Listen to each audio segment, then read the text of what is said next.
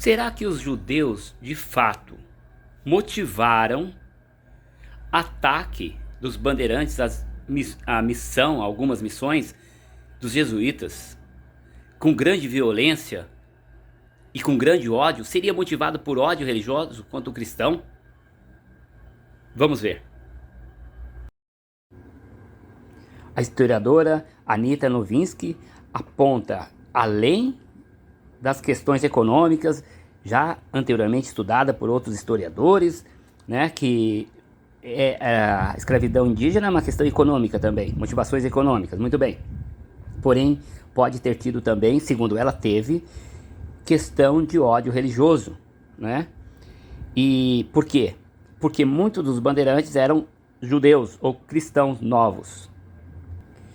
Em cartas de padres que eram direcionadas à Espanha, né, eles falavam que os paulistas, né, a gente vê aqui as bandeiras no caso, né, eram judeus encobertos ou falsos cristãos. É evidente que temos que discordar no sentido não são todos, tá? Raposo Tavares teria razões para odiar o cristão, né?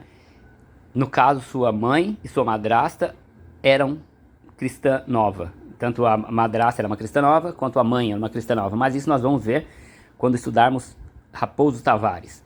Vamos nos ater ao fato em questão aqui. Segundo, né, a historiadora, os bandeirantes que atacavam as igrejas hoje podem ser vistos como subversivos, que desafiavam a hegemonia católica. Anita ainda aponta que, no caso do Baltazar Fernandes, que foi o fundador de Sorocaba, ele assassinou o padre Diogo, né, com um tiro na cabeça, porque o padre Diogo havia sido mandado para a Inquisição justamente para investigá-lo, para saber se ele não estava praticando o judaísmo e etc. Então, muitos dessas que nós vemos aí, hoje muito se critica dos bandeirantes, massacre, ataque às missões, isso pode ter sido motivado também por ódio. Ou seja, um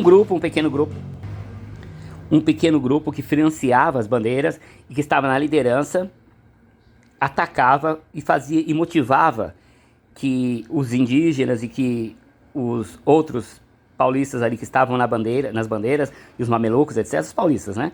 E com os indígenas também que auxiliavam, atacasse essas missões, e eles se encarregavam de gerar grande violência contra o cristão, né? Então, e você? O que você acha? Realmente os judeus estão por trás disso aí? Não, lembrando que não existia ainda essa questão sionista, tá? E como esses judeus, eles conseguiam se comunicar entre si para organizar esse tipo de coisa? E existe mais alguns fatos que nós vamos aos poucos estudando aqui, tá? Muito obrigado. Por favor, divulgue nosso trabalho, ok?